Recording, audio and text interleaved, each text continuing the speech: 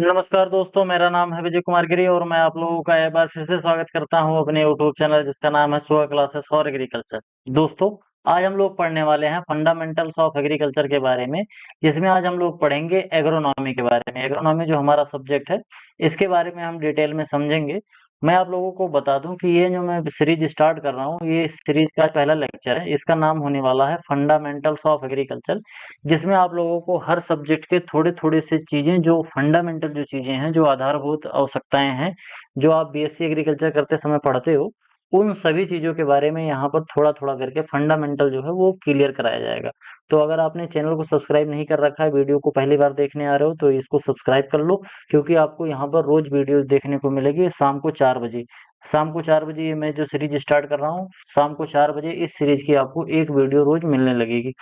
इसको अगर हम बात करें तो इसको मैंने कई जो हमारे स्टूडेंट्स हैं वो बोलते हैं कि सर जी हमको हिंदी में इंग्लिश में समझ में नहीं आता है, तो मैंने इस लेक्चर से स्टार्ट करा है एक नया एक्सपेरिमेंट टाइप का, समझ सकते हो कि मैंने हिंदी और इंग्लिश दोनों बाइलिंगुअल टाइप में मैंने पीपीटी भी बनाना स्टार्ट कर दिया है। हिंदी में तो मैं पहले समझाता ही था, लेकिन अब मैंने एक और प्रयास कर रखा है कि अब मैं आप लोगों को हिंदी और इंग्लिश दोनों में समझाने का प्रयास करूंगा, जिससे जो हमारे हिंदी मीडियम वाले बच्चे हैं वो भी अच्छे तरीके से पढ़ पाए।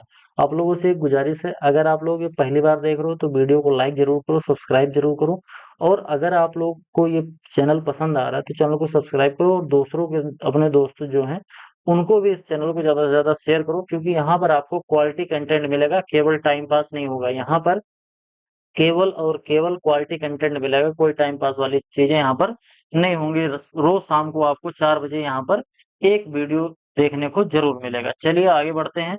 मैं पढ़ाना शुरू करूँ उससे पहले मैं बता दूं कि मैंने अपना एक बहुत ही अच्छा एक अल्टीमेट एग्रीकल्चर का कोर्स लॉन्च कर रखा है। इस कोर्स की खासियत क्या है कि इस कोर्स में आपने बीएससी एग्रीकल्चर करते समय जितने भी सब्जेक्ट पढ़े होंगे, बीएससी एग्रीकल्चर करते समय आप लोगों ने इतने सब्जेक्ट पढ़े होंगे, ये सभी सब्जेक्ट बिल्कुल बेसिक से लेके एडवांस लेवल तक अच्छे तरीके से आपको बिल्कुल तैयारी कराई जाएगी। चाहे कोई डिस्क्रिप्टिव एग्जाम हो, चाहे कोई वनडे एग्जाम हो, चाहे फिर कोई ऑब्जेक्टिव टाइप का एग्जाम हो, किसी भी तरीके का, चाहे स्टेट गवर्नमेंट का एग्जाम हो, चाहे सेंट्रल गवर्नमेंट का एग्जाम हो, अगर उसमें एग्रीकल्चर आ रहा है तो आपको ये कोर्स जरूर परचेज करना चाहिए। इसको परचेज करके आपको हर वीडियो का लेक्चर प्रोवाइड हो जाएगा, और इसके साथ साथ जो भी चीजें मैं आप लोगों को पढ़ाऊंगा उसका पीडीएफ नोट्स भी मिलेगा, जो कि बाइलिंगुअल होगा। आप अच्छे से इसको पढ़ के आसानी से समझ सकते हो कि क्या क्या है, और एक अपनी जो तैयारी है उसको एक ऑर्गेनाइज वे में अच्छे से तैयार कर सकते हो। पूरा 1 साल का ये मैंने कोर्स लॉन्च कर रखा है, और बहुत ही नॉमिनल प्राइस में मैंने इसको लॉन्च कर रखा है। मात्र 1,000 रुपए में आप इस क्यूआर कोड को स्कैन करके मेरा जो अल्टीमेट एग्रीकल्चर का जो कोर्स है इसको खरीद सकते हो। मेरी गारंटी है कि इसको खरीद लेने के बाद, इसको अच्छे से पढ़ लेने के बाद आपको कहीं और से कुछ भी पढ़ने की जरूरत नहीं पड़ेगी, कोई बुक खरीदने की जरूरत नहीं पड़ेगी। ये मेरी गारंटी है। कोई भी एग्रीकल्चर एग्जाम अगर आप क्वालिफाई करना चाहते हैं, बेसिक, ज्यादातर इसमें जो वैकेंसीज आती हैं, जो जॉब की वैकेंसी आती है, उनको ध्यान में रखते हुए मैंने इसको बनाया है। मैंने अपने जो टीचिंग का मेरा पूरा करियर है, लगभग 10 साल से मैं ऑफलाइन और ऑनलाइन पढ़ा रहा हूँ, तो मेरे पास जो उसका एक्सपीरियंस है पढ़ाने का, उसी के आधार पर मैंने आप लोगों के लिए ये कोर्स बना रखा है। तो इसको अगर आप परचेज करना चाहते हैं तो इस क्यूआर कोड को स्कैन करके परचेज कर सकते हैं। इसके साथ साथ कोर्स से रिलेटेड अगर आपको अधिक जानकारी चाहिए तो मेरा व्हाट्सएप नंबर है 9792771793। मेरे इस व्हाट्सएप नंबर पर आप चाहे व्हाट्सएप कॉल कर सकते हो, और फिर चाहे आप व्हाट्सएप पर मैसेज करके भी कोर्स से रिलेटेड कोई भी अगर आपको जानकारी चाहिए तो वो प्राप्त कर सकते हो। चलिए अपने टॉपिक पर वापस आते हैं। जैसे कि मैंने बोला कि हम फंडामेंटल्स ऑफ एग्रीकल्चर में आज एग्रोनॉमी पढ़ने वाले हैं, जिसमें आज हम पढ़ेंगे हिस्ट्री ऑफ एग्रीकल्चर। एग्रीकल्चर की शुरुआत कैसे हुई, तो ध्यान से समझना, क्योंकि एग्रीकल्चर करता कौन है? एग्रीकल्चर मानव करता है। तो जब मानव आया, मानव के आने के बाद ही एग्रीकल्चर स्टार्ट हुआ। इससे पहले तो खेती होती नहीं थी। इससे पहले जितने भी हमारी फसलें हैं, ऐसा नहीं है कि ये फसलें थी नहीं, जैसे गेहूं है, धान है, ज्वार बाजरा मक्का, ऐसा नहीं है कि ये नहीं थी पहले। जब इस धरती पर आदमी आया, जब आदमी का प्रादुर्भाव हुआ, तो आदमी के आने से हजारों साल, लाखों साल पहले यहाँ पर वनस्पतियों और कीट पतंगों का आगमन हो चुका था, इनकी उत्पत्ति हो चुकी थी। फिर धीरे धीरे ये जो वाइल्ड टाइप की, जो जंगली टाइप की जो क्रॉप्स होती, क्रॉप नहीं कह सकते उसको, मतलब पेड़ पौधे के रूप में ये ग्रो होती थी। तो ऐसा बिल्कुल भी नहीं है कि धान, गेहूं, ज्वार बाजरा गन्ना, ये सभी चीजें जब आदमी आए तो उसके बाद से स्टार्ट हुआ इनको ग्रो करना। ये पहले नेचर में खुद ब खुद ग्रो होती थी। जैसे अभी भी हम लोग जंगल में, जहाँ पर आदमी का कोई आवागमन नहीं है, वहां पर हम देखते हैं कि जंगल में बहुत ढेर सारी चीजें ऐसी हैं जो अपने आप ग्रो होती रहती। उसी तरीके से फसलें भी ग्रो होती थी। मैं उसको फसल तो नहीं कह सकता, एक तरीके से समझो वो फसल नहीं थी, एक तरीके से वनस्पति थी जो ग्रो होती रहती थी। फिर बाद में जब आदमी आया, तो आदमी की आज उत्पत्ति के बारे में बात करें तो आदमी जो धरती पर लगभग आज से लगभग 15 लाख साल पहले आया था, और इसका नाम था होमो इरेक्टस। होमो इरेक्टस जिसको जावा मानव कहा जाता था। तो इसमें इरेक्टस जो था, इरेक्टस का सीधा सीधा मतलब था जो कि सीधा होके चल सकता था, जो सीधा खड़ा हो सकता था। यहाँ पर आप देख सकते हो ये होमो इरेक्टस है। इससे पहले जितने भी जीव धरती पे हुआ करते थे, ये सब के सब अ, कैसे चलते थे? इनकी जो रीढ़ की हड्डी होती थी, ये जो मेरुदंड होता था, इनका ऐसे होता था, धरती के समानांतर हुआ करता था। पहला एक मानव ऐसा आया जो बिल्कुल लंबवत चलता था, मतलब जिसकी रीढ़ की हड्डी लंबवत हुआ करती थी। तो ये इस तरीके का एक मानव की जो पूर्वज थे उनका प्रादुर्भाव हुआ। नाम था इनका होमो इरेक्टस। इनको पहले होमो इरेक्टस कहा गया, जिनको हम जावा मैन मैन भी कहते हैं। इसके बाद फिर धीरे धीरे जब इनके अंदर विकास होता गया, तो विकास होते होते फिर आज का होमो सेपियंस बना, जिसको हम आधुनिक मानव बोलते हैं। होमो सेपियंस जो शब्द है, इसमें जो सेपियंस होता है, सेपियंस का मतलब होता है लर्निंग हैबिट। ध्यान से समझना, हमारे जानकारी में जितने भी जानवर हैं, चाहे हाथी है, चाहे घोड़ा है, या कोई भी जानवर, बैल है, भेड़ है, बकरी है, या कोई चिड़िया है, या कोई भी जैसे डॉल्फिन है, तो ये सभी जो जानवर हैं, इनके, जानवर हैं या कोई जीव है, इनके अंदर जो सीखने की क्षमता होती है वो बहुत कम होती है। जैसे एक तोता है, वो अपने जीवन में गिने चुने कुछ 10-20 लाइन ही समझ सकता है, मेमोराइज कर सकता है, सीख सकता है कुछ नया चीज। इसी तरीके से गाय, भैंस, भेड़, बकरी जो है, जैसे बैल है, तत तत नौ हौवा चल आई, ऐसे कुछ भाषाएं जो किसान जुताई करते समय बोलता है, केवल उन्हीं चीजों को वो समझ सकते हैं। तो इनके जो जानवर हुआ करते थे, इनकी जो लर्निंग हैबिट थी वो बहुत कम होती थी। तो धरती पर एक पहला जीव आया, होमो सेपियंस, जिसकी लर्निंग हैबिट ज्यादा थी। ये कुछ चीजों को देख के समझ लेता था, कुछ चीजों को करके समझ लेता था, और कुछ अपने दिमाग से बना के समझ लेता था। मतलब वो करता नहीं था, बैठे बैठे सोच के समझ लेता था, कि सोच के जान लेता था कि ये चीज हो पाएगी कि नहीं। तो इसीलिए उसको कहा गया होमो सेपियंस। तो आज का जो मॉडर्न मानव है, जो कि हम लोग काले, भूरे, सफेद, गोरिल्ले तरीके के जितने भी पाए जाते हैं, मोटे नाटे, हर तरीके के मानव, ये सभी का जो प्रादुर्भाव हुआ, ये धरती पर आज से लगभग 35,000 साल पहले आए थे। बोले तो सीधा सीधा ऐसा है कि पुराने जो मानव हुआ करते थे वो आज से लगभग 1.5 मिलियन साल पहले आए थे। यानी कि लगभग 15 लाख साल पहले आए थे। नाम था उनका जावा मानव। फिर जावा मानव, पेकिंग मानव, निएंडरथल मानव, फिर इसके साथ साथ फिर आगे अपना जैसे जैसे इनके अंदर विकास होता गया, वृद्धि और विकास होता गया, तो इवोल्यूशन आता गया, तो आगे चलकर फिर ये होमो सेपियंस बने। तो आज का जो हम मानव देखते हैं, वो लगभग आपसे आज से लगभग 35 साल पुराना मानव है। जो हम लोग जो हैं, हमारी जो संतति है, वो आज से लगभग 35 साल पुरानी ही, 35,000 साल ही पुरानी है। इसके बाद जब देखो आदमी रहना शुरू कर दिया, जो हमारा मॉडर्न मानव आया, ये रहना शुरू किया। तो ये पहले क्या करता था, ये जानवर को मारता था और खाता था। जानवरों को पहले क्या करता था, जानवरों को मारता था और कच्चा ही खाता था। फिर बाद में जब आगे की खोज हुई, तो उसने पका के खाना शुरू कर दिया, जिससे जो उनको मांस जो खाते थे वो थोड़ा सा ज्यादा स्वादिष्ट हो गया, और पचने में थोड़ा सा सुपाच्य हो गया। नहीं तो जो बुढ़े हुआ करते थे, जो बुढ़े आदिमानव होते थे, वो खा नहीं पाते थे, क्योंकि जो मांस होता है उसको बहुत चबाना पड़ता है, कच्चे मांस को। तो धीरे धीरे जब वो लोग आगे की खोज किए, तो पकाना शुरू किए। जानवरों का शिकार करने के लिए पहले वो क्या करते थे, जानवरों का शिकार करने के लिए पहले वो पत्थरों का प्रयोग करते थे। पत्थरों से जानवरों को मारते थे, और उसी से औजार बनाते थे पत्थरों के, और उन्हीं से फिर शिकार करते थे, और शिकार करके खाते थे। फिर धीरे धीरे, क्योंकि ये लर्निंग हैबिट इनकी थी, तो धीरे धीरे सीखते गए। तो शुरुआत में, बिगिनिंग में क्या हुआ, early human life wild life हुआ करती थी ड्यूरिंग द पीरियड ऑफ 8,700 से लेके 7,700 बिफोर क्राइस्ट। यानी लगभग आज से लगभग ऐसे समझो कि 10,000 साल के आसपास की पहले की बात हो रही है। उस समय पर आदमी जंगली रूप में रहता था, और फिर बाद में उसने कुत्ता पालना शुरू किया। ठीक, सबसे पहले जानवर कौन सा पाला गया था, सबसे पहले कुत्ता पाला। कुत्ता उसने पाला क्यों? क्योंकि जब वो जानवरों का शिकार करने जाता था, तो जानवरों का शिकार करने में कुत्ते का बहुत अहम योगदान होता है। आप लोगों ने देखा होगा कि अगर आप लोग यूपी से होंगे तो हमारे यहाँ जहाँ पर गन्ने की खेती जहाँ ज़्यादा होती है, वहाँ पर जंगली सुअर का प्रकोप ज़्यादा हो। तो कभी भी अगर जंगली सुअर पकड़ने वाले लोग आते हैं, तो वो अपने साथ कुत्ता लेके आते हैं। वो शिकारी टाइप के कुत्ते होते हैं। वो सुअर को पकड़ने में, जो जंगली सुअर होता है, उसको जाल में फंसाने में और पकड़ने में वो मदद करते हैं। तो पहली बार जब कुत्ता पाला गया था, तो कुत्ता इस वजह से नहीं पाला गया था कि इसको इससे हम खेती करेंगे या समथिंग कुछ, या पेट के रूप में, या ये मेरा बच्चा है, इस टाइप का। ये नहीं हुआ था। इसको पाला गया था सबसे पहली बार शिकार करने के लिए, कि हम लोग जानवरों का शिकार करने में इसकी मदद लेंगे। ठीक। उसके बाद जब लोगों ने देखा, खेती खेती करते नहीं थे, जानवरों को मार के खाते थे। तो धीरे-धीरे जब ये जानवरों को मार के खाने लगे, तो धीरे-धीरे जानवरों की जनसंख्या घटती गई और इनकी जनसंख्या धीरे-धीरे बढ़ती गई।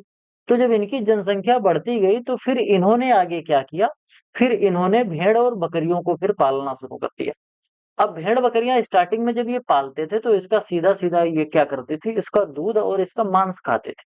ठीक? कि हम पालेंगे, पाल के खाएँगे। जैसे पहले शिकार करते थे, तो शिकार करना इन्होंने बंद कर दिया, पाल के खाना शुरू कर दिया। मतलब जानवरों को पालते थे, उसके बाद फिर खाते थे।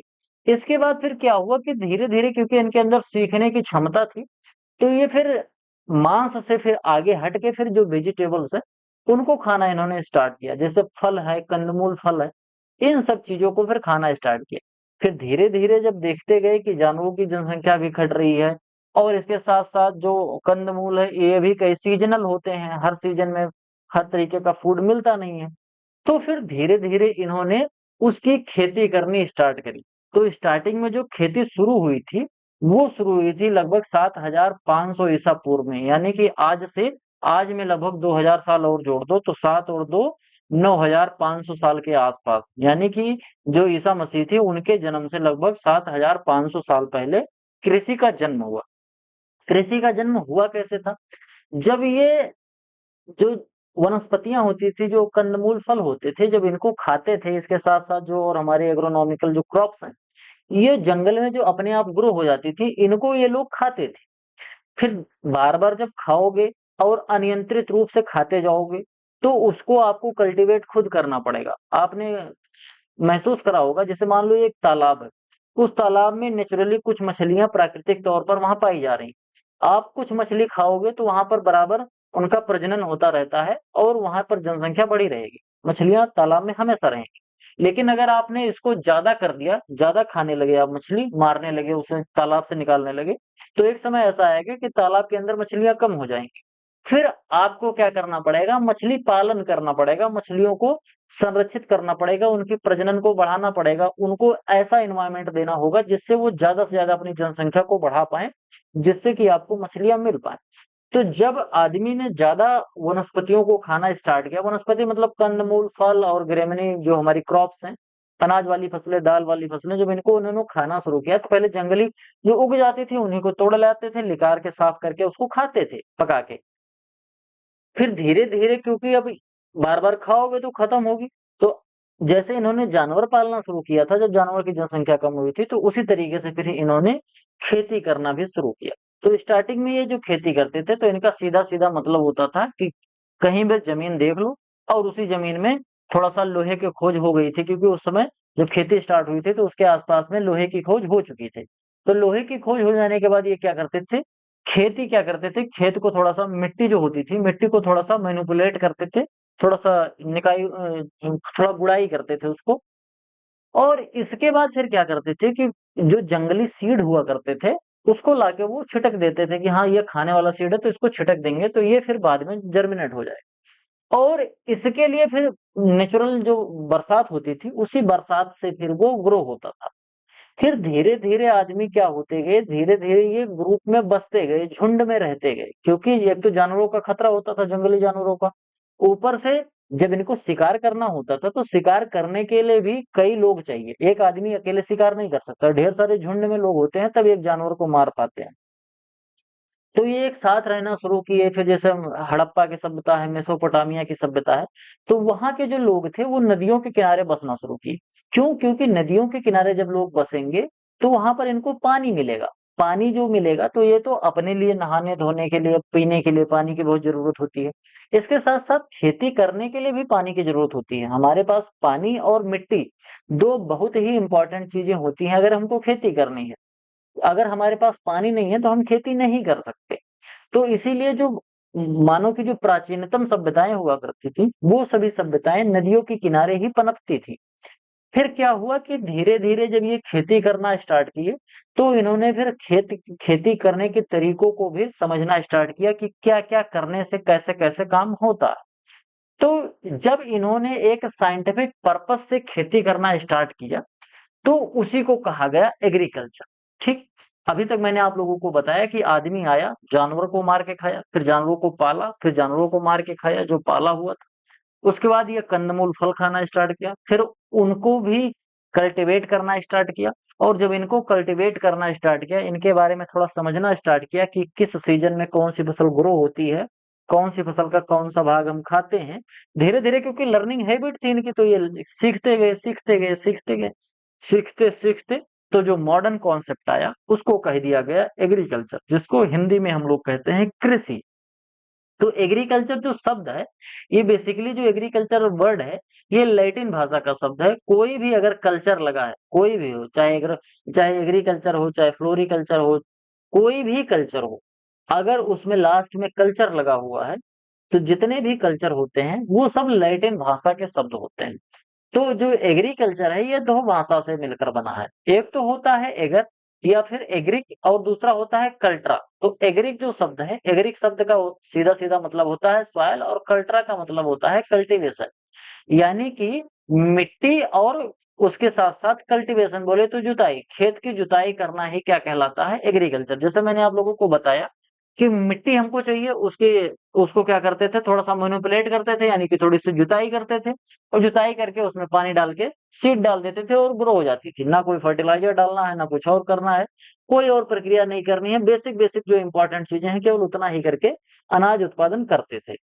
इसीलिए बात किया जाता है, therefore agriculture is both as art and science that involve all human activities related to use of soil and crop production. Agriculture जो शब्द है, एग्रीकल्चर जो सब्जेक्ट है, इस सब्जेक्ट में थोड़ा सा आर्ट भी है और थोड़ा सा साइंस भी है। साइंस क्या है?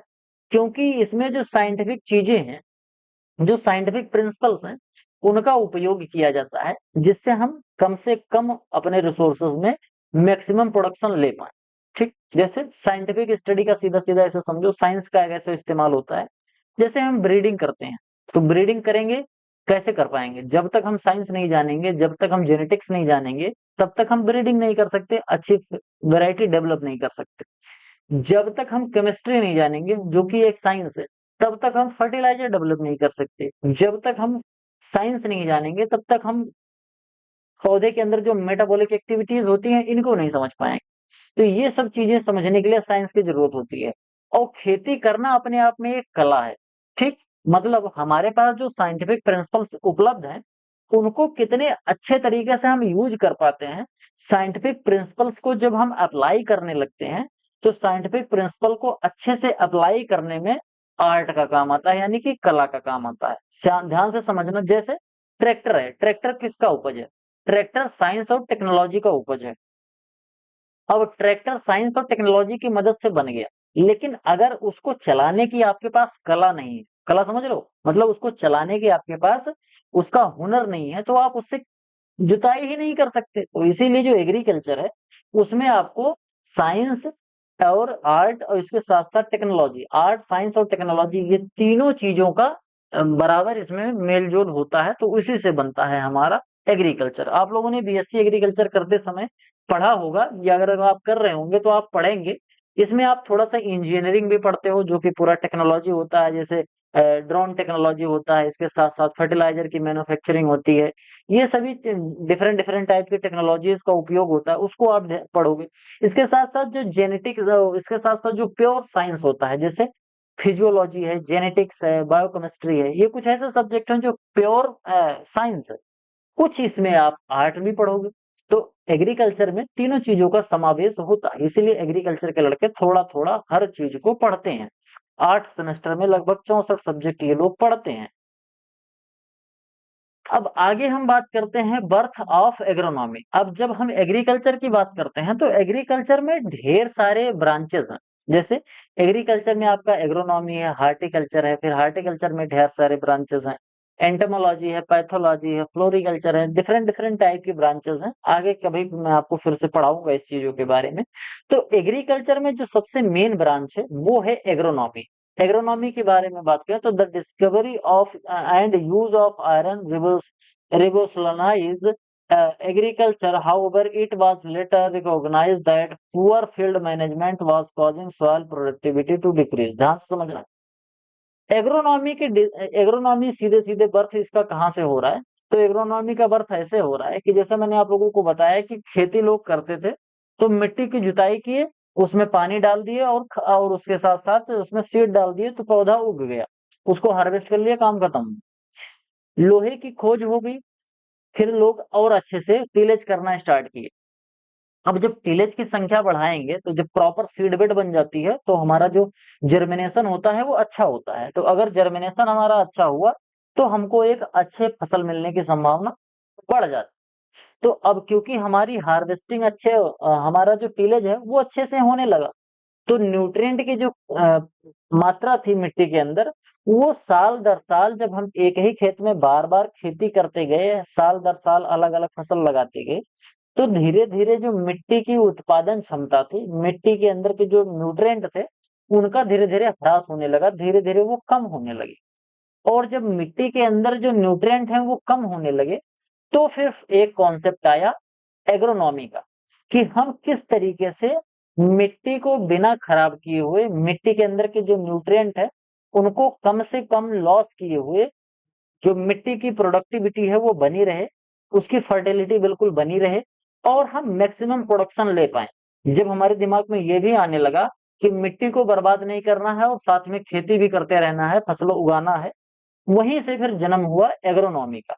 एग्रोनॉमी की बात करें तो एग्रोनॉमी जो शब्द है, एग्रोनॉमी हमारा ग्रीक भाषा का शब्द होता है, ये दो शब्दों से मिलकर बना है। एक तो है एग्रोस जिसका सीधा सीधा मतलब होता है फील्ड, और दूसरा होता है नोमोस जिसका मतलब होता है टू मैनेज। तो एग्रोनॉमी में फील्ड मैनेजमेंट हम समझते हैं।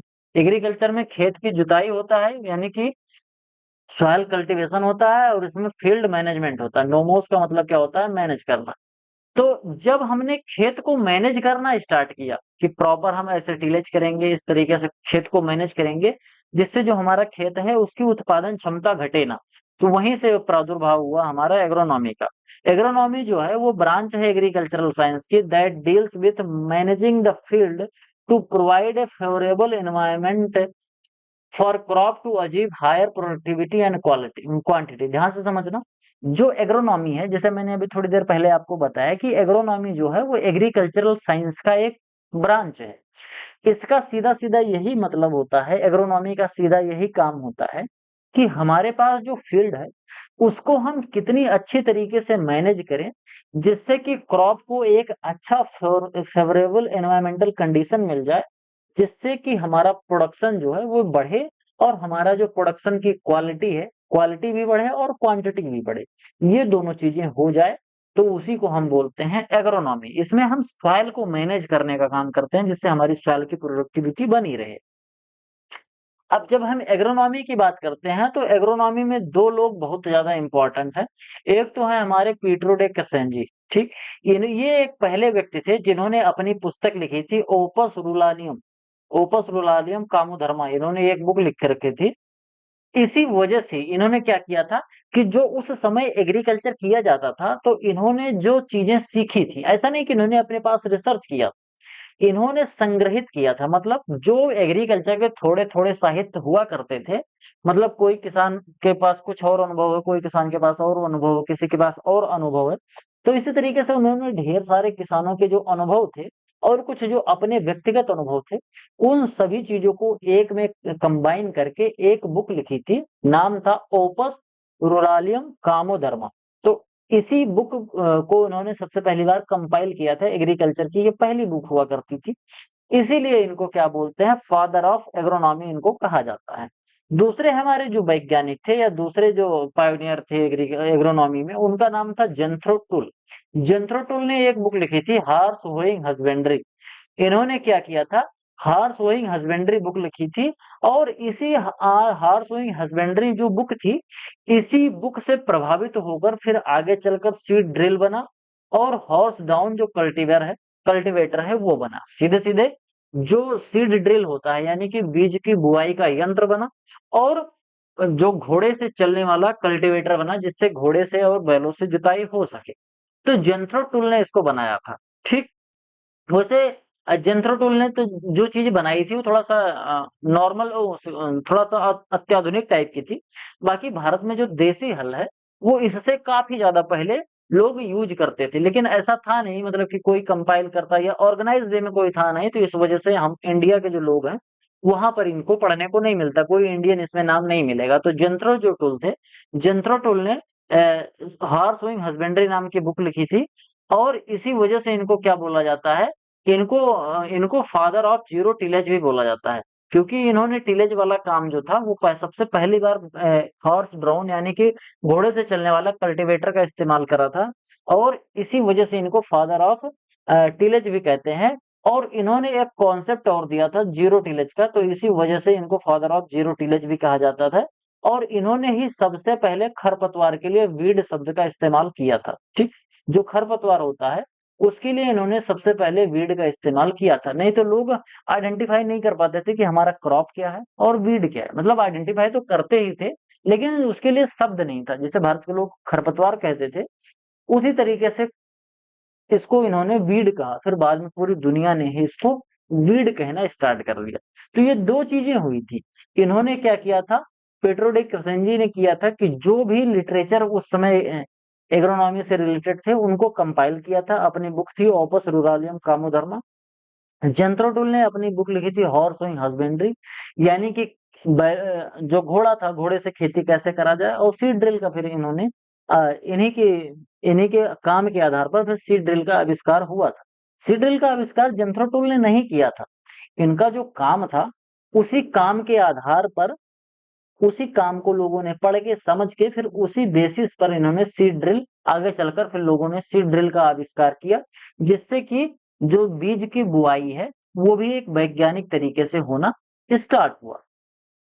फिर बात करते हैं agriculture in British India. Bharat में एग्रीकल्चर का स्टार्टिंग कैसे हुई थी। तो भारत में जो एग्रीकल्चर का स्टार्टिंग हुई थी वो कुछ क्रॉप से हुई थी। जैसे भारत में शुगर केन है, कॉटन है, तंबाकू है, वीट है, राइस है, इन सभी क्रॉप की पहले खेती करनी स्टार्ट करी गई। उसमें सबसे पहले बारे में बात करें तो 27 अप्रैल 1871 को लॉर्ड मेयो द्वारा कृषि राजस्व और वाणिज्य एक संयुक्त विभाग बनाया गया। कौन कौन सा विभाग था, एक ज्वाइंट डिपार्टमेंट बनाया गया था 1871 में, जिसमें एग्रीकल्चर, रेवेन्यू और कॉमर्स, ये तीन डिपार्टमेंट एक ही साथ काम किया करते थे। तो सबसे पहली बार 27 अप्रैल 1871 में एग्रीकल्चर में जो चीजें हैं, एग्रीकल्चर को प्रोत्साहित करने के लिए, एग्रीकल्चर को मॉडर्नाइज करने के लिए पहली बार एक गवर्नमेंट डिपार्टमेंट बनाया गया अंग्रेजों के नेतृत्व में। क्योंकि भारत पर उस समय अंग्रेजों का शासन हुआ करता था, तो उन्होंने एक ज्वाइंट डिपार्टमेंट बनाया, नाम था एक ज्वाइंट डिपार्टमेंट बनाया एग्रीकल्चर का, जिसमें एग्रीकल्चर, रेवेन्यू और कॉमर्स डिपार्टमेंट सब हुआ करता था। किन्होंने बनाया था, लॉर्ड मायो के टाइम पे ये बना। इसके बाद फिर 1880 में अकाल आयोग, फेमाइन कमीशन बना था 1880 में। फिर इसी फेमाइन कमीशन, क्योंकि भारत में उस समय बहुत ढेर सारे अकाल पड़ते थे, कई बार बरसात की वजह से अकाल पड़ जाता था, खेती नहीं हो पाती थी। कई बार सूखा पड़ जाता था तो खेती नहीं हो पाती थी। कई बार कोई रोग व्याधियां आ जाती थी, कई बार किसी कीट पतंग का या किसी कीड़े मकोड़े का ज्यादा प्रकोप पड़ जाता था, जिससे हमारा जो प्रोडक्शन है वो एकाएक घट जाता था। तो एकाएक प्रोडक्शन घट जाने की वजह से अकाल पड़ जाता था, खाने के लिए लोग तरस जाते थे और बहुत मृत्यु होने लगती थी। तो 1880 के आसपास में फेमाइन कमीशन बनाया गया, और फेमाइन कमीशन ने फिर पूरे भारत में एक ऐसे समझो सर्वे किया, और पूरे भारत को सर्वे करके फिर उन्होंने क्या किया, एक सिफारिश करी अंग्रेजों से, मतलब गवर्नमेंट से तब की। क्या कहा कि एक सेंट्रल डिपार्टमेंट एग्रीकल्चर का अलग से बनना चाहिए। तो 1871 में तो बना था एग्रीकल्चर, रेवेन्यू और कॉमर्स डिपार्टमेंट एक ही साथ में। इसके बाद सेंट्रल गवर्नमेंट के सेंट्रल डिपार्टमेंट फॉर एग्रीकल्चर अलग से बना, 1980 में सिफारिश किया गया, और सॉरी 1880 में, और फिर 1881 में जाकर एक अलग डिपार्टमेंट बना। ध्यान से समझना, मैंने आपको बिल्कुल या तो आदिमानव वाला बताया, यानी कि बहुत पुराना वाला 5-7 हजार साल पहले, और उसके बाद डायरेक्ट मैं आ गया अंग्रेजों के समय पर। तो ऐसा नहीं है कि बीच में नहीं हुआ था, बीच में बहुत ढेर सारे काम हुए थे अंग्रेजों के आने से पहले बहुत ढेर सारे काम हुए थे, लेकिन बहुत ज्यादा डिटेल में पढ़ने की जरूरत है नहीं, क्योंकि इतना ज्यादा डिटेल में पूछा नहीं जाता है। बाकी कुछ चीजें हैं कि जैसे राइस की खेती कब स्टार्ट हुई, उसके बाद जौ की खेती कब स्टार्ट हुई, गेहूं की, गन्ने की खेती कब स्टार्ट हुई, इससे रिलेटेड जो क्वेश्चन पूछे जाते हैं उनके बारे में आपको एक टेबल मैं आप लोगों को प्रोवाइड करा दूंगा। तो उससे मैं आप लोगों को आगे उसको लेक्चर में कवर कर लूंगा, तो आप बिल्कुल टेंशन नहीं लो। इसके बाद फिर भारत में एक इंस्टीट्यूट बनाया गया, नाम था उसका इंपीरियल एग्रीकल्चरल रिसर्च इंस्टीट्यूट। जैसे डिपार्टमेंट एग्रीकल्चर का तो था ही, तो कैसे काम करना है, एग्रीकल्चर को कैसे बढ़ावा देना है, उसका काम चल रहा था। फिर बाद में क्या हुआ कि एग्रीकल्चर के लिए एक अच्छा सा रिसर्च इंस्टीट्यूट बनाया गया, जो कि केंद्र सरकार के नेतृत्व में उस समय बना था, और इसकी स्थापना हुई थी, नाम था इसका इंपीरियल एग्रीकल्चरल रिसर्च इंस्टीट्यूट, जो कि एग्रीकल्चर में रिसर्च करता था। इसकी जो स्थापना हुई थी वो हुई थी 1905 में, और कहाँ पर हुई थी, पूसा बिहार में हुई थी। ये कब हुई थी, ये वायसराय लॉर्ड कर्जन थे, उस समय भारत के जो वायसराय हुआ करते थे, क्योंकि अंग्रेजों का शासन हुआ करता था, तो उस समय लॉर्ड कर्जन थे। तो लॉर्ड कर्जन के समय पर इंपीरियल एग्रीकल्चर रिसर्च इंस्टीट्यूट 1905 में पूसा बिहार में स्टेब्लिश हुआ था। इसका काम था एग्रीकल्चर में रिसर्च करना। फिर 1934 में जो पूसा बिहार की जो मेन बिल्डिंग थी, वहां पर भूकंप आ गया, और भूकंप आ जाने की वजह से 1934 में वो जो बिल्डिंग थी, जो पूसा बिहार में 1905 में बनी थी, वो डैमेज हो गई। अब जब ये जो बिल्डिंग थी वहां पर जब डैमेज हो गई, तो इस बिल्डिंग को फिर क्या कर दिया गया, इस पूरे इंस्टीट्यूट को, क्योंकि बिल्डिंग डैमेज हो गई तो पूरे इंस्टीट्यूट को वहां से फिर ट्रांसफर कर दिया गया। कहाँ चला आया वो, ये 1936 में इसको ट्रांसफर कर दिया गया, पूसा रोड नई दिल्ली में आ गया। पहले पूसा बिहार में हुआ करता था, ध्यान से समझना, पहले पूसा बिहार में ये हुआ करता था, लेकिन जब 1934 में भूकंप आ गया, तो भूकंप आ जाने की वजह से इसको ट्रांसफर कर दिया गया, और कहाँ पहुंचा दिया गया, पूसा रोड नई दिल्ली में। ठीक, यानी कि नई दिल्ली में वहां पर इसको लगाया गया, स्टेब्लिश किया गया, जहां से बिहार के लिए एक सड़क जाया करती थी, उस समय की बात है। तो पूसा रोड नई दिल्ली में इसको 1936 में ट्रांसफर किया गया। तो यहाँ पर तीन चीजें बहुत इंपॉर्टेंट है। एक तो इंपीरियल एग्रीकल्चर रिसर्च इंस्टीट्यूट, इसकी एस्टेब्लिशमेंट कब हुई थी, 1905 में। कहाँ पर हुई थी, पूसा बिहार में हुई थी। IARI का फुल फॉर्म क्या है, imperial agricultural research institute. Agricultural है, ध्यान से समझना नहीं लोग, imperial agriculture research institute. Objective question जब आते हैं तो उसमें एग्रीकल्चरल को एग्रीकल्चर कर देता है, तो बहुत लोग गलत करते हैं कि एग्रीकल्चर होगा कि एग्रीकल्चरल होगा। जब एग्जामिनर को टफ क्वेश्चन बनाना होता है तो वो एग्रीकल्चर कर देता है इसको, तो आप इसको ध्यान देना। फिर 1934 में भूकंप आ गया और मेन बिल्डिंग खराब हो गई, पूसा बिहार वाली। फिर 1936 में इसको ट्रांसफर कर दिया गया, पूसा रोड नई दिल्ली में चलाया। फिर बाद में जब भारत आजाद हुआ तो इंपीरियल जो शब्द था, इंपीरियल को हटाकर इंपीरियल को इंडियन से रिप्लेस कर दिया गया। तो जो पहले इंपीरियल एग्रीकल्चरल रिसर्च इंस्टीट्यूट होता था, वो फिर इंडियन एग्रीकल्चरल रिसर्च इंस्टीट्यूट फिर आगे चलकर बन गया। इसी को हम आज के समय में भारतीय कृषि अनुसंधान संस्थान कहते हैं। ये भारत में कृषि के लिए जो रिसर्च होती है उसको करने का सबसे मेन बॉडी हुआ करता है, IARI। और इसके साथ साथ गवर्नमेंट ने एक बहुत ही इंपॉर्टेंट इंस्टीट्यूट और बनाया था, उसके बारे में भी अभी मैं आपको बताऊंगा।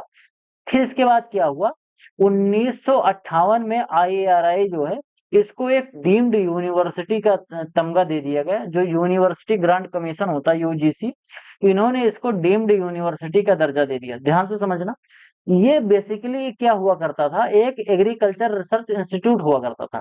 तो रिसर्च इंस्टीट्यूट अलग होता है और विश्वविद्यालय अलग होता है। रिसर्च इंस्टीट्यूट में केवल रिसर्च होता है, यहाँ पर ढेर सारे ब्रीडर और साइंटिस्ट हुआ करते हैं, वो रिसर्च करते हैं। यहाँ पर किसी तरीके का एक्सटेंशन या फिर एजुकेशन का काम नहीं होता है। लेकिन जब इसको डीम्ड यूनिवर्सिटी का दर्जा मिल गया यूनिवर्सिटी ग्रांट कमीशन के द्वारा 1958 में, फिर यहाँ पर धीरे धीरे एक महाविद्यालय वाला काम शुरू हुआ। मतलब रिसर्च के साथ साथ यहाँ पर अध्ययन अध्यापन और एक्सटेंशन का भी काम स्टार्ट हो गया। तो कब ये स्टार्ट हुआ था? 1958 में स्टार्ट हुआ।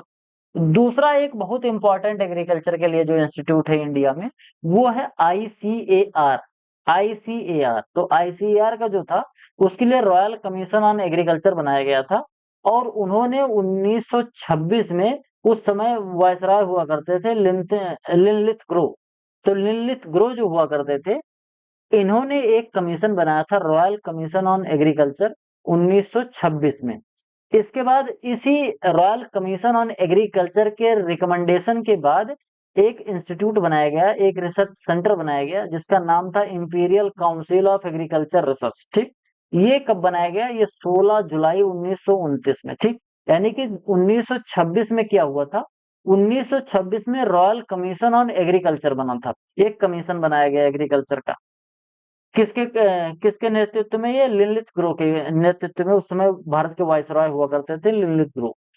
फिर 1926 में जब ये कमीशन बना, तो इसी कमीशन ने रिकमेंडेशन दिया, और इसी की रिकमेंडेशन के आधार पर फिर 16 जुलाई 1929 को फिर अपना ICAR, imperial council of agriculture research, establish हुआ था। तो पहले वो चीज ध्यान से समझ लेना, आईएआरआई का पूरा हिस्ट्री और फिर आईसीएआर की हिस्ट्री ध्यान से समझ लेना। दोनों को बिल्कुल मिक्स नहीं करना, यानी घमंजा कर दो, कंफ्यूज होने लग जाओ।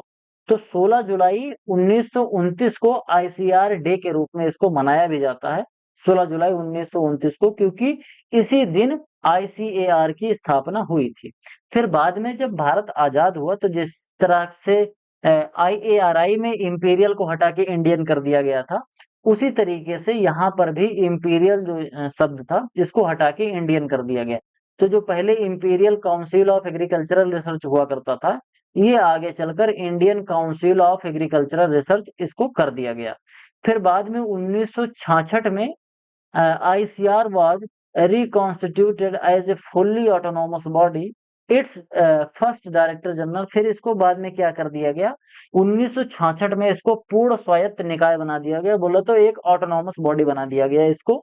और पहली बार इसके डायरेक्टर जनरल कौन बनाए गए? डॉक्टर बीपी पाल बनाए गए। ठीक, कौन थे? डॉक्टर बीपी पाल फर्स्ट डायरेक्टर जनरल, बोले तो फर्स्ट डीजी ऑफ आईसीआर कौन थे? डॉक्टर बीपी पाल थे। इससे रिलेटेड क्वेश्चन कई बार एग्जाम में पूछा जाता है। फिर आगे है द मैंडेट ऑफ आईसीआर। जो आईसीआर है, आईसीआर का काम क्या है? द मेन ऑब्जेक्टिव या फिर मैंडेट क्या है आईसीआर का? जैसे आईआरआई का मैंने बताया, तो आईसीएआर का क्या काम है? जो आईएआरआई है, उसका मेन काम रिसर्च का हुआ करता था, लेकिन बाद में डीम्ड यूनिवर्सिटी का जब इसको तमगा मिल गया, तो ये एजुकेशन और एक्सटेंशन का भी काम करने लगा। वैसे आईसीआर जो है, इसका क्या काम है? आईसीआर का सीधा सीधा काम है प्लान करना, प्रमोट करना, कोऑर्डिनेट करना एजुकेशनल जितने इंस्टीट्यूट हैं, इसके साथ साथ रिसर्च करना, और its application in agriculture, animal husbandry, fisheries और एलाइड साइंस। ध्यान से समझना, भारत में ढेर सारे एग्रीकल्चर यूनिवर्सिटीज हैं, और ढेर सारे रिसर्च सेंटर हैं, रिसर्च इंस्टीट्यूट है, रिसर्च सेंटर हैं। पूरे भारत में लगभग 150-200 रिसर्च सेंटर हैं। तो हर रिसर्च सेंटर अलग अलग चीजों पर रिसर्च करता है। कोई रिसर्च सेंटर कोई फसल पे रिसर्च कर रहा है, कोई कोई रिसर्च सेंटर बकरी पे कर रहा है, कोई भेड़ पे कर रहा है, कोई गाय भैंस पे रिसर्च कर रहा है, कोई रिसर्च सेंटर टमाटर पे रिसर्च कर रहा है, कोई बनाना पे रिसर्च कर रहा है, कोई अ, धान पे रिसर्च कर रहा है, कोई गेहूं पे रिसर्च कर रहा है। तो अलग अलग इंस्टीट्यूट, अलग अलग रिसर्च सेंटर अलग अलग चीजों के लिए डेडिकेटेड है, और वो अलग अलग अपना रिसर्च करते रहते हैं। तो इसमें गवर्नमेंट को बहुत प्रॉब्लम होती थी, सबको एक साथ कैसे टैकल किया जाए, सबको एक साथ कैसे गवर्न कराया जाए, एक साथ सबको कैसे साधा जाए, ढेर सारे इंस्टीट्यूट थे। तो इन सभी इंस्टीट्यूट के ऊपर एक इंस्टीट्यूट बना दिया गया, आईसीएआर को। इसका सीधा सीधा काम होता है, ये प्लान बनाता है, उसी प्लान के आधार पर जितने रिसर्च सेंटर होते हैं, रिसर्च इंस्टीट्यूट होते हैं, उनको प्लान दिया जाता है। एक कोऑर्डिनेशन का काम होता है, प्रमोट करने का काम होता है। कोई नई वैरायटी आई है, कोई नई टेक्नोलॉजी आई, तो वो प्रमोट करने का काम होता है। अगर किसी दूसरे रिसर्च सेंटर पे कोई अच्छी चीज का डेवलपमेंट हुआ है, तो वो और दूसरी जगह पर जाए, एक दूसरे के साथ मिलकर, जो 150-200 इंस्टीट्यूट हैं, ये जब एक साथ मिलकर अच्छे से काम करेंगे, तो जो हमारा रिसर्च है वो बहुत तेजी से हो पाएगा, और जो सूचनाएं हैं और जो वृद्धि और विकास है, डेवलपमेंट है एग्रीकल्चर का, वो बहुत तेजी से हो पाएगा। तो इसी वजह से आईसीएआर को बनाया गया था। ये रिसर्च खुद भी रिसर्च करता है, और जितने भी यूनिवर्सिटीज हैं, चाहे वो स्टेट यूनिवर्सिटी ज्यादातर, ये सभी स्टेट यूनिवर्सिटीज जो हैं, ये आईसीआर के अंडर में ही आती हैं। आईसीआर ही यहाँ पर पढ़ाने का काम करवाता है। जो भी क्यूरिकुलम चलाया जाता है वो आईसीएआर वाला जो क्यूरिकुलम होता है वही चलाया जाता है। बाकी जो अलग अलग यूनिवर्सिटीज होती हैं वहां पर यूजीसी का जो क्यूरिकुलम होता है वो चलता है। लेकिन जो एग्रीकल्चरल यूनिवर्सिटीज होती हैं, यहाँ पर जो भी पढ़ाया जाता है वो आईसीआर के जो क्यूरिकुलम होते हैं उसी को पढ़ाया जाता है। Fifth dean committee, sixth dean committee, इस तरीके का जो होता है वो चीजें यहाँ पर पढ़ाई जाती हैं। और एग्रीकल्चर में जो अच्छी चीजें डेवलप होती हैं तो उसको फिर आगे चलकर एक्सटेंशन का भी काम कराया जाता है, क्योंकि आईसीआर के अंडर में ही एक बहुत इंपॉर्टेंट चीज आती है जो कि कृषि विज्ञान केंद्र होता है। तो कृषि विज्ञान केंद्र जो हमारा होता है, पहले सबसे नीचे केवीके होता है, केवीके के ऊपर हमारी यूनिवर्सिटी होती है, और यूनिवर्सिटी के ऊपर फिर हमारा आईसीएआर है। तो इस तरीके से हमारा जो पूरा रिसर्च है, एजुकेशन, रिसर्च, एक्सटेंशन और प्रमोशन, कोऑर्डिनेशन, ये सभी चीजें आईसीआर एक तरीके से सभी चीजों को करता है। To act as a central source of research information related to agriculture allied sector through publication and technology transfer program। इससे टेक्नोलॉजी ट्रांसफर प्रोग्राम भी करता है। अलग अलग रिसर्च इंस्टीट्यूट से जो भी टेक्नोलॉजी बनती है वो टेक्नोलॉजी दूसरे इंस्टीट्यूट को, किसानों को, इन सभी जगह पर ट्रांसफर कराया जाता है, जिससे कि किसान जो है वो खेती करने का जो अपना तरीका है उसको मॉडर्नाइज कर सकें और अच्छे से अच्छा प्रोडक्शन ला सकें। इसके साथ साथ कृषि और संबंधित क्षेत्रों में शिक्षा, अनुसंधान और प्रशिक्षण, ये सभी मैंने आप लोगों को बताया कि एजुकेशन करना, रिसर्च और ट्रेनिंग देना, ये सभी चीजें होती हैं। इसके साथ साथ टू एड्रेस ब्रॉडर इशू, जैसे रूरल डेवलपमेंट के लिए agriculture post harvest technology collaboration with other organization जैसे CSIR और BARC, ये कुछ अलग अलग जो ऑर्गेनाइजेशन हैं, इनके साथ कोलेबरेट करके, इनके साथ सामंजस्य बनाकर कृषि में अच्छे से अच्छा किस तरीके से डेवलपमेंट किया जा सके, एक होलिस्टिक डेवलपमेंट किया जा सके। हमारे जो बड़े बड़े इश्यूज हैं, जैसे इरिगेशन की जो हमारे पास समस्या है, या और डिफरेंट डिफरेंट चीजों की जो समस्याएं हैं, उसको किस तरीके से टैकल किया जाए। हमारा जो पोस्ट हार्वेस्ट लॉस है उसको किस तरीके से मैनेज किया जाए। पोस्ट हार्वेस्ट जो हमारी टेक्नोलॉजी है, जो खाद्यान्न संरक्षण की जो चीजें हैं, उसको किस तरीके से मॉडर्नाइज किया जाए, जिससे हमारा जो पोस्ट हार्वेस्ट लॉस होता है उसको हम कम से कम कर पाए। ये सभी चीजें करना आईसीआर का काम होता है।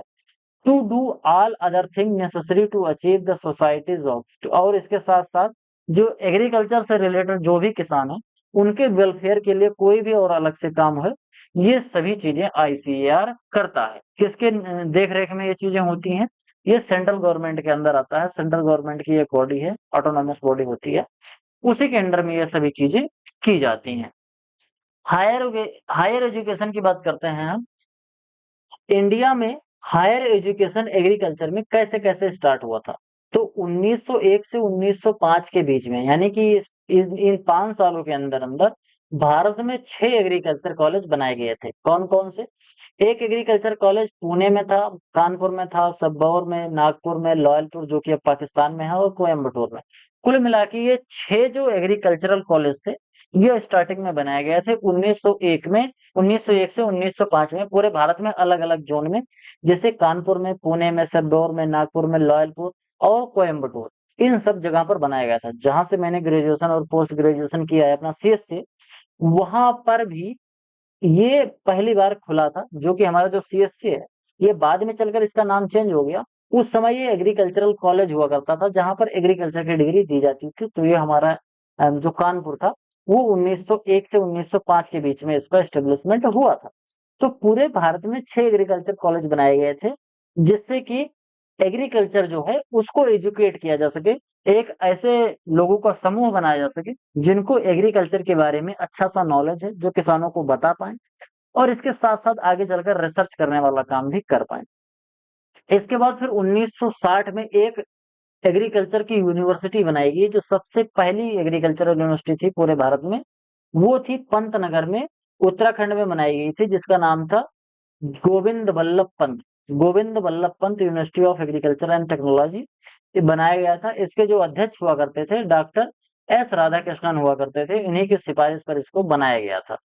Today India has numerous state agriculture universities and central agriculture institute और डीम्ड यूनिवर्सिटी। भारत में इस समय ढेर सारी तरीके की हैं। स्टार्टिंग में सबसे पहली एग्रीकल्चर यूनिवर्सिटी कौन सी थी? Govind Ballabh Pant university of agriculture and technology, Pantnagar में सबसे पहली बार बनाया गया था। वो पंतनगर यूनिवर्सिटी थी, उसको सबसे पहली बार एग्रीकल्चर यूनिवर्सिटी बनाया गया था। वो कब बना था? 1960 में बना था। आगे हम बात करते हैं major international research centre. Bharat में और इसके साथ साथ पूरी दुनिया में कौन कौन से ऐसे मेजर इंटरनेशनल एग्रीकल्चर के रिसर्च सेंटर है? जैसे सबसे पहला तो हमारा है IRRI, international rice research institute, जो कि मनीला फिलीपींस में है। 1960 में इसकी स्थापना हुई थी और इसका जो फोकस होता है वो राइस पर रिसर्च करना इसका फोकस होता है। स्टार्टिंग में जो ग्रेन रेवोल्यूशन हुआ था गेहूं और चावल में, तो गेहूं और चावल में जो चावल की वेराइटी थी, एक TN1 जो वेराइटी थी, उसको IRRI से ही निकाला गया था। इसके बाद IR8 एक वेराइटी थी, तो इसको भी IRRI से ही निकाला गया था। फिर एक अगला हमारा जो इंटरनेशनल इंस्टीट्यूट है वो है सिमिट, इंटरनेशनल सेंटर फॉर मेज एंड व्हीट इम्प्रूवमेंट, यानी कि मक्का और गेहूं पर अनुसंधान करने के लिए 1966 में सिमिट का इस्टेब्लिशमेंट हुआ था। सिमिट को क्या कहते हैं? अंतरराष्ट्रीय मक्का एवं केंद्रीय सुधार केंद्र इसको कहा जाता है। 1966 में मेक्सिको में इसकी स्थापना हुई थी। इसका काम जो था वो मक्का और गेहूं पर शोध करना था। ये मक्का और गेहूं पर शोध करता था। आगे बात करते हैं रिवोल्यूशन इन इंडियन एग्रीकल्चर। 1965 से लेके 1966 के आसपास में, क्योंकि जैसे अभी मैंने आप लोगों को बताया कि धान की कुछ वैरायटी जैसे IR8 है, TN1 है, ये कुछ वैरायटी डेवलप हो चुकी थी। फिर वो वैरायटी भारत में आई, फिर भारत में फिर जया और मिरेकल राइस के रूप में जाना जाता है इसको। इस तरीके से भारत में अलग अलग वैरायटी डेवलप करी गई धान की, गेहूं की वैरायटी भी डेवलप करी गई। तो ये सब चीजें 1960 से 65 के दशक में ये सब चीजें हो गई। अब वैरायटी डेवलप हो गई, किसानों के पास भेज दिया गया इन वैरायटी। फिर 1965 से लेके 66 का वो समय हुआ करता था जिस समय भारत में गेहूं और चावल का जो उत्पादन था उसमें बहुत भारी वृद्धि हुई, एकाएक वृद्धि हुई। क्यों?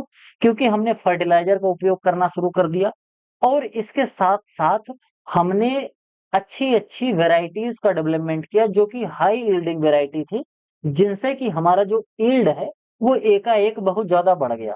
तो ग्रीन रेवोल्यूशन का स्टार्टमेंट हो गया, मतलब ग्रीन रेवोल्यूशन स्टार्ट हो गया। कब स्टार्ट हुआ था? 1965-66 के दशक में हुआ था। फिर इसके बाद अलग अलग जो एग्रीकल्चर के सेक्टर है उसमें अलग अलग रेवोल्यूशन आया, जिसको अलग अलग नाम से जानते हैं। जैसे हमारा जो श्वेत क्रांति है जो कि दूध उत्पादन से है, इसमें ऑपरेशन फ्लड नाम से इसको चला के दूध उत्पादन को बढ़ाया गया था। फिर हमारा नीली क्रांति है जो कि मछली पालन से संबंधित है। गोल क्रांति जो हमारी आलू से संबंधित है। उसके बाद रजत क्रांति है, यानी कि इसको हम सिल्वर रेवोल्यूशन बोलते हैं, ये हमारा अंडा और मुर्गी पालन से संबंधित है। ब्राउन रेवोल्यूशन जिसको भूरी क्रांति बोलते हैं, ये हमारा फर्टिलाइजर और बायोमास के प्रोडक्शन से रिलेटेड है। इसी तरीके से अलग अलग क्षेत्र में अलग अलग तरीके का रेवोल्यूशन होता गया। जैसे हमारा एक गोल्डन रेवोल्यूशन है, फिर रेनबो रेवोल्यूशन है, एवरग्रीन रेवोल्यूशन है, अलग अलग तरीके के रेवोल्यूशन आते गए। इनको मैं आप लोगों को आगे फिर पढ़ाऊंगा अगले लेक्चर्स में, कोई दिक्कत नहीं है। तो ये सब चीजें धीरे धीरे भारत में स्टार्ट होनी शुरू हो गई। बात करते हैं कंट्रीब्यूशन टू इकोनॉमी। तो इंडियन इकोनॉमी के बारे में बात करें तो इसको मैं थोड़ा सा भूल गया, इसको मैंने जहां से उठाया था वो पुराना ही डाटा रह गया, तो आप लोग इसका टेंशन नहीं लो, इसको आप याद नहीं करो। इसको मैं आगे आप लोगों को पढ़ा दूंगा। वैसे जो पहले 22% था वो इस समय लगभग 14% या 17% के समथिंग है। इस समय मुझे एग्जैक्ट तो याद नहीं है, 14 या 17% के आसपास है GDP में योगदान। तो इसको आप अभी फिलहाल के लिए छोड़ ही दो, इसको मैं आप लोगों को किसी अगले लेक्चर में जो लेटेस्ट डाटा है उसके हिसाब से पढ़ा दूंगा। अब हम बात करते हैं डीम्ड टू बी यूनिवर्सिटी, यानी कि बेसिकली ये है जो एक रिसर्च सेंटर।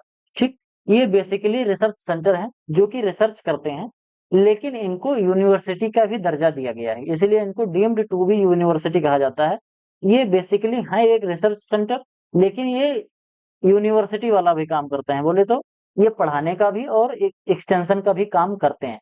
तो इस वजह से इनको डीम्ड टू बी यूनिवर्सिटी कहा जाता है। जैसे जो हमारा IARI है, जैसे इंडियन एग्रीकल्चर रिसर्च इंस्टीट्यूट जो कि पूसा नई दिल्ली में है, ये एक डीम्ड यूनिवर्सिटी है।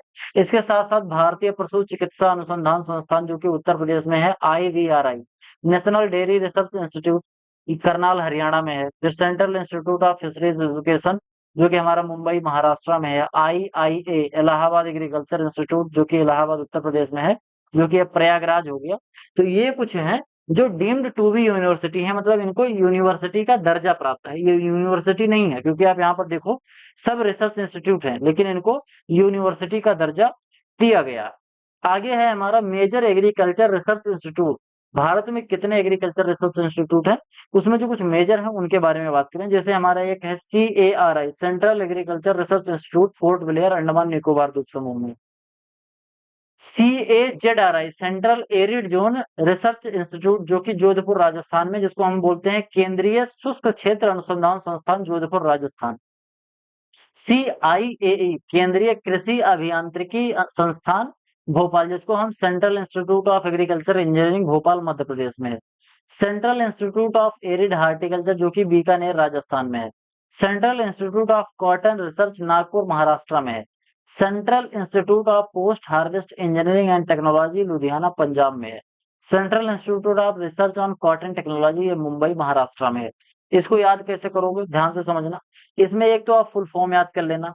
फुल फॉर्म कैसे याद करोगे, इसको आप बार बार पढ़ोगे। ध्यान से समझना, कभी आप इसको नहीं पढ़ो, इसको छोड़ दो। आप क्या करो, इस चीज को पढ़ो, यहां से लेके यहां तक। जैसे मैंने कैसे पढ़ा, central agriculture research institute port Blair Andaman Nicobar द्वीप समूह। तो ज्यादातर ये पूछा जाता है कि है कहाँ पर, और अगर आपने बार बार इसको पढ़ रखा है तो अगर फुल फॉर्म आ गया तो आप ऑप्शन में से देख के लगा जाओगे कि हाँ ये ऑप्शन है।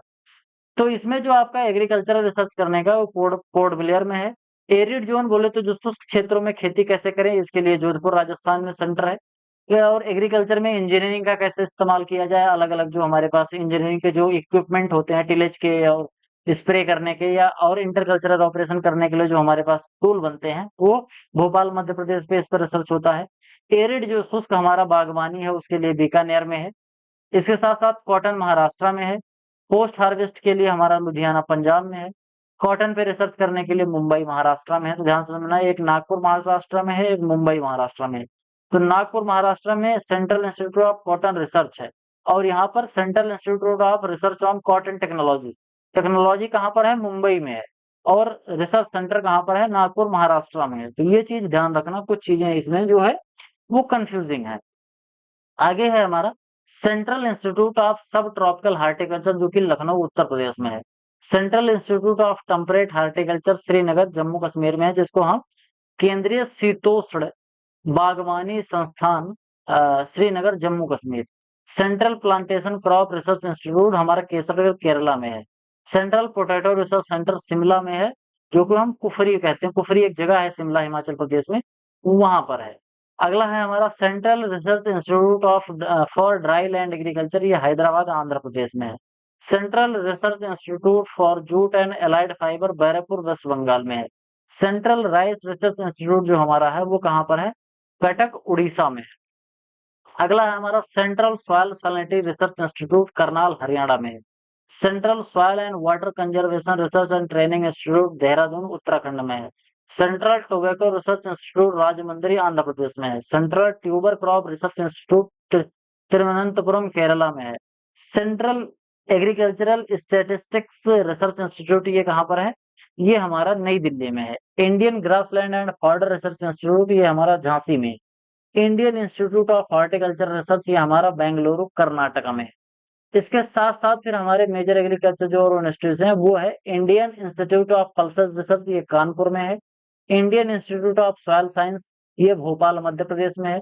इसके साथ साथ Indian institute of spices research ये हमारा फिर कोझिकोड केरला में है, कोझिकोड में है। Indian institute of sugarcane research ये हमारा कहाँ पर है, ये हमारा लखनऊ उत्तर प्रदेश में है। इसके साथ साथ हमारा एक SBI या शुगर केन ब्रीडिंग इंस्टीट्यूट ये कोयम्बटूर कर्नाटका में है। इंडियन लाख रिसर्च इंस्टीट्यूट जो है वो हमारा झांसी और रांची झारखंड में है। Indian institute of vegetable research जिसको IIVR बोलते हैं, ये हमारा वाराणसी उत्तर प्रदेश में है। National institute for research on jute and allied fibre technology ये हमारा कहाँ है, ये कलकत्ता वेस्ट बंगाल में है। शुगर कैन ब्रीडिंग इंस्टीट्यूट ये SBI के बारे में बोल रहा था मैं, कोयम्बटूर तमिलनाडु में है। सॉरी, कोयम्बटूर में मैंने कर्नाटका बोल दिया था, तो तमिलनाडु में है। आगे है हमारा विवेकानंद पर्वतीय कृषि अनुसंधान संस्थान अल्मोड़ा, उत्तराखंड में हमारा है। आगे हम बात करते हैं तो हमारा आगे है सेंट्रल एवियन, जिसको हम बर्ड, एक तरीके का एवियन जो होता है, ये एवियन जिसको हम बर्ड बोलते हैं, तो केंद्रीय पक्षी अनुसंधान जो संस्थान है वो हमारा कहाँ है, वो हमारा इज्जतनगर उत्तर प्रदेश में है। इसके बाद अगर हम बात करें तो हमारा है central inland fisheries research institute, जो कि कहाँ पर है, ये बैरकपुर में है हमारा। बैरकपुर कहाँ पड़ता है, बैरकपुर हमारा पड़ता है वेस्ट बंगाल में पड़ता है। आगे बात करते हैं हम central institute of brackish water aquaculture, Chennai Tamil Nadu में है, जिसको हम बोलते हैं केंद्रीय खारा जल जीव पालन, यानी कि खारे पानी में किस तरीके से हम एक्वाकल्चर कर सकते हैं, या मछली पालन, झींगा पालन, इस तरीके का जो पालन है वो हम खारे पानी में किस तरीके से कर सकते हैं, ये सब चीजें हम यहाँ पर देखते हैं, इस पर रिसर्च होता है। फिर central institute of fisheries technology कहाँ पर है, ये कोची केरला में है। फिर central institute of fresh water aquaculture जो हमारा है वो भुवनेश्वर, भुवनेश्वर उड़ीसा में है। ध्यान से समझना, एक तो एक्वाकल्चर होता है, एक फिशरीज होता है। फिशरीज में हम केवल मछली पालन का अध्ययन करते हैं, जबकि एक्वाकल्चर में हम झींगा पालन, सीप का पालन, जो सीप होता है मोती, उसकी खेती करना, और इसके साथ साथ मछली पालन, ये सभी चीजें आती है। मतलब पानी में जो भी चीजें हम करते हैं वो सभी एक्वाकल्चर के अंतर्गत ही आता है। तो एक्वाकल्चर एक ब्रॉड टर्म है, इसी के अंदर हमारा फिशरीज आता है। आगे है हमारा central institute for research on buffalo. Buffalo पे रिसर्च करने के लिए हमारे पास जो इंस्टीट्यूट है उसका नाम क्या है, central institute for research on buffalo. ये कहाँ पर है, हिसार हरियाणा में है। Central institute for research on goat, जो कि हमारा कहाँ है, मखदूम उत्तर प्रदेश, ये गोट पे रिसर्च करता है। मखदूम ये हमारा मथुरा में है। Central marine fisheries research institute Kochi Kerala में है। Central sheep and wool research institute Ambika Nagar Rajasthan में है। इसके साथ साथ national institute of animal nutrition and psychology Bengaluru Karnataka में है। इसके बाद हमारे कुछ हैं नेशनल और इंटरनेशनल ऑर्गेनाइजेशन है जो कि अलग अलग काम करते हैं। जैसे हमारा एक है नार्म, जिसको हम कहते हैं national academy of agriculture research and management, जो कि हैदराबाद में है। फॉरेस्ट रिसर्च इंस्टीट्यूट हमारा देहरादून में है। International centre for agricultural research in dry land area, जो कि अलिपोसिरिया में है। इसके साथ साथ अंतरराष्ट्रीय अर्ध शुष्क उष्णकटिबंधीय फसल अनुसंधान संस्थान, ये हमारा कहाँ पर है, ये हमारा हैदराबाद में है। इसके बाद हमारा है potato breeding and certification station Kufri Shimla में है, जिसको हम क्या बोलते हैं, आरू प्रजनन और प्रमाणीकरण स्टेशन कुफरी शिमला, ये कहाँ पर है, हमारा कुफरी शिमला में है। अगला है हमारा राष्ट्रीय पादप अनुवांशिकी संसाधन ब्यूरो, जिसको हम central bureau of plant genetic resources बोलते हैं, ये हमारा कहाँ है, नई दिल्ली में है। National bureau of soil survey and land use planning Nagpur में है। National bureau of animal genetic resources ये करनाल हरियाणा में है। National bureau of fish genetic resources ये हमारा लखनऊ में है। National bureau of agriculturally important micro organism ये हमारा कहाँ पर है, मऊ में है, मऊ उत्तर प्रदेश में है। तो आपका जो लेक्चर था वो खत्म हुआ। इसका जो पीडीएफ है, आपको जो वीडियो का डिस्क्रिप्शन है, डिस्क्रिप्शन में आपको एक टेलीग्राम का लिंक दिया होगा, उस टेलीग्राम के लिंक पर जाओगे तो टेलीग्राम चैनल ज्वाइन कर लेना। वहां पर आपको जो मैं पढ़ा रहा हूँ इसका इसका पीडीएफ भी वहां पर आपको मिल जाएगा। इसके साथ वीडियो आपको पसंद आया हो तो वीडियो को लाइक करें। आपके जो सुझाव हैं कमेंट बॉक्स में जरूर लिखें। चैनल को सब्सक्राइब नहीं किया हो तो सब्सक्राइब करिए। और एक बहुत हम्बल से रिक्वेस्ट है, आप लोगों से हाथ जोड़ के रिक्वेस्ट है कि अगर आप लोगों को ये एफर्ट मेरा अच्छा लग रहा हो तो प्लीज इस चैनल को अपने दोस्तों के साथ शेयर जरूर करिए और ज्यादा से ज्यादातर लोगों तक पहुंचाइए। हमारा जो पेड कोर्स है, अगर आप इसको खरीदना चाहते हैं, अल्टीमेट एग्रीकल्चर कोर्स है, बहुत ही अच्छे तरीके का मैंने कोर्स बना रखा है, बहुत ही कम प्राइस में मैंने बना रखा है। मेरी गारंटी है इसको पढ़ लेने के बाद आपको कहीं और से पढ़ने की जरूरत नहीं पड़ेगी। तो अगर आप उसको खरीदना चाह रहे हो तो यहाँ पर आपको एक वीडियो दिख रही होगी, इस वीडियो को आप देखो। इसमें आपको सब कुछ बताया जाएगा कि इस जो कोर्स है, कोर्स में आपको क्या क्या मिलने वाला है, कैसे परचेज करना है, सभी जानकारी आपको इस वीडियो में प्रोवाइड करी गई है। इसके साथ साथ यहाँ पर आपको एक प्लेलिस्ट दिख रही होगी, इस प्लेलिस्ट को भी आप फॉलो करके अपनी नॉलेज को बढ़ा सकते हैं। तो आज की वीडियो में केवल इतना ही। मिलते हैं किसी दूसरी वीडियो में, तब तक के लिए इजाजत दीजिए। धन्यवाद।